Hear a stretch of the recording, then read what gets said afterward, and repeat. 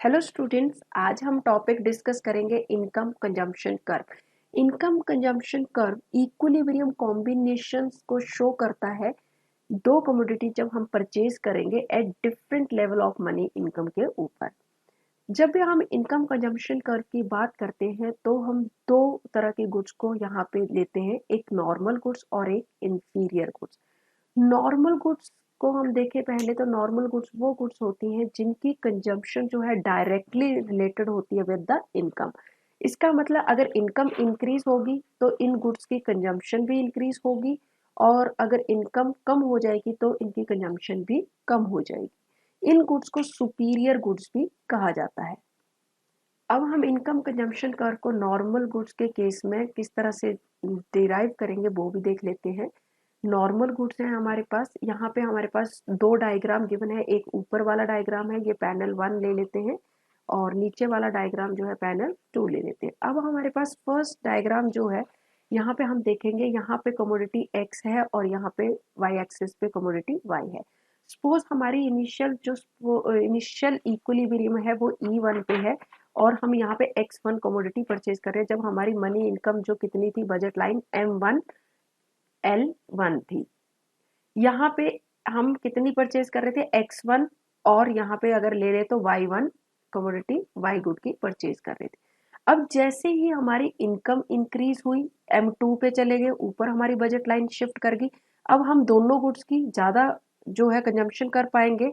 यहाँ पे X की X2 परचेज करेंगे और Y की भी हम Y2 परचेज करेंगे। इसी तरह से सपोज हमारी इनकम और बढ़ेगी, और बढ़ने से क्या होगा, हम E3 पे चले जाएंगे। इक्विलिब्रियम कहाँ पे चला जाएगा, E3 पे, और बजट लाइन भी हमारी ऊपर की तरफ शिफ्ट कर जाएगी, जिससे हम X और Y दोनों की कमोडिटी और ज्यादा परचेज कर पाएंगे। यहाँ पे Y3 परचेज कर पाएंगे और यहाँ पे X3 परचेज कर पाएंगे।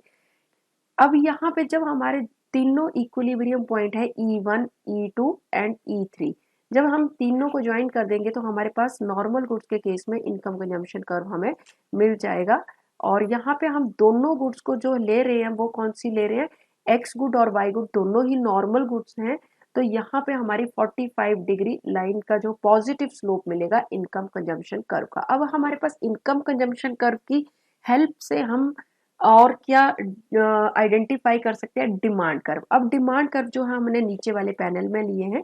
देखिए, सबसे पहले हम यहाँ पे जो ध्यान रखने वाली बात है, यहाँ पे प्राइस को हम कांस्टेंट लेंगे, मतलब प्राइस इफेक्ट को नहीं दिखाएंगे। प्राइस के चेंज होने ना होने से कोई फर्क नहीं पड़ेगा, मतलब प्राइस को यहाँ पे कांस्टेंट लेंगे। सिर्फ और सिर्फ डिमांड जो इफेक्ट होगी वो इनकम से इफेक्ट होगी।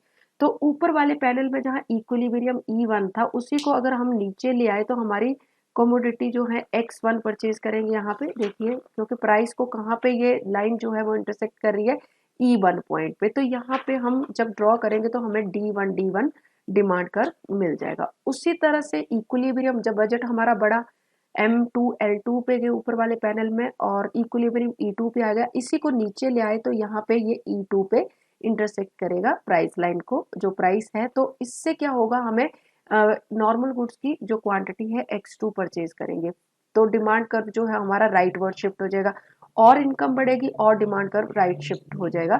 तो यहाँ पे D1 D2 D3 जो है डिमांड कर्व हमें इस तरह से मिल जाएंगे। अब हम इसकी एक्सप्लेनेशन भी देख लेते हैं। देखिए, हमारे पास E1 E2 E3 जो है, जब हम ये तीनों को ज्वाइन करेंगे तो हमें क्या मिल जाएगा, ICC कर्व नॉर्मल गुड्स के लिए मिल जाएगा। ये जो कर्व है स्टार्ट होता ओरिजिन से ICC कर्व, हमने अभी देखा। यहाँ पे इस तरह से हमारी बजट लाइन ये थी, फिर ये थी नॉर्मल गुड्स के लिए, और हमारा इस तरह से थे ICC कर्व जो है नॉर्मल गुड्स के लिए पॉजिटिव था। इसका मतलब ये है कि अगर इनकम के पास कंज्यूमर के पास कोई इनकम नहीं होगी तो वो ये गुड्स को परचेज नहीं करेगा। Corresponding to each income level हमने क्या आइडेंटिफाई किए, डिमांड कर्व भी आइडेंटिफाई किए। इन्हीं को हम नीचे ले आए थे, तो हमारी इस तरह से डिमांड कर्व जो है, ये इसी को नीचे ले आए थे तो ये हमारे डिमांड कर्व जो है इस तरह से हमने डिराइव कर लिए थे, जो कि हमारे कौन से शिफ्ट हो रहे थे, राइट वर्ड शिफ्ट हो रहे थे। तो इस तरह से हम देख सकते हैं कि हमारे जब भी इनकम इंक्रीज होगी तो नॉर्मल गुड्स के लिए जो इनकम कंजम्पशन कर्व है वो पॉजिटिव स्लोप होगा, और डिमांड कर्व जो है वो राइटवर्ड शिफ्ट होंगे। एंजल कर्व इस केस में किस तरह से बनेगा वो भी हम देख लेते हैं। ये देखिए, एंजल कर्व की जो शेप होगी वो कुछ इस तरह से होगी। यहाँ हमारी इनकम बढ़ रही है, एम पहले एम थी, हम x1 परचेज कर रहे थे, अब हमारी इनकम बढ़ गई, एम से M1 पे चली गई तो x2 परचेज करने लग गए। वाई एक्सिस पे हम एक्स कमोडिटी को दिखा रहे हैं और यहाँ एक्स एक्सिस पे हमारी इनकम है। उसके बाद इनकम और बढ़ी तो हम एक्स की और कमोडिटी परचेज करने लगे, तो हमारा ये पॉजिटिव स्लोप का एंजल कर्व जो है हो जाएगा। अब नेक्स्ट आती है हमारे पास इंफीरियर गुड्स। इंफीरियर गुड्स वो गुड्स होती हैं जिनकी कंजम्पशन और इनकम के बीच में इनडायरेक्ट रिलेशनशिप होता है। मतलब अगर इनकम बढ़ेगी तो इंफीरियर गुड्स की जो कंजम्पशन है हमारी कम होती चलेगी। इंफीरियर गुड्स के केस में जो हमारा आईसीसी कर्व होता है, ये देखिए हमारा जो है किस तरह से बनेगा। पहले हम इनकम हमारी क्या थी, M1 L1 थी, तो हमारा इक्विलिब्रियम E1 पे, तो हम X1 कमोडिटी परचेज कर रहे थे। इनकम बढ़ी तो इंफीरियर गुड की जो हमारी डिमांड है वो कम हो जाएगी, X2 पे हो जाएगी, और इनकम बढ़ेगी तो हमारी और कम हो जाएगी। तो ये किस तरह से हमारा जो है इनकम कंजम्पशन कर्व जो है ये हमें मिल जाएगा इंफीरियर गुड्स के केस में। उसके बाद हम अगर इसी से डिमांड कर्व को डिराइव करें तो हमारी डिमांड पहले कितनी थी, x1 थी, तो हमारा डिमांड कर्व क्या था, ये D1 ये वाला था।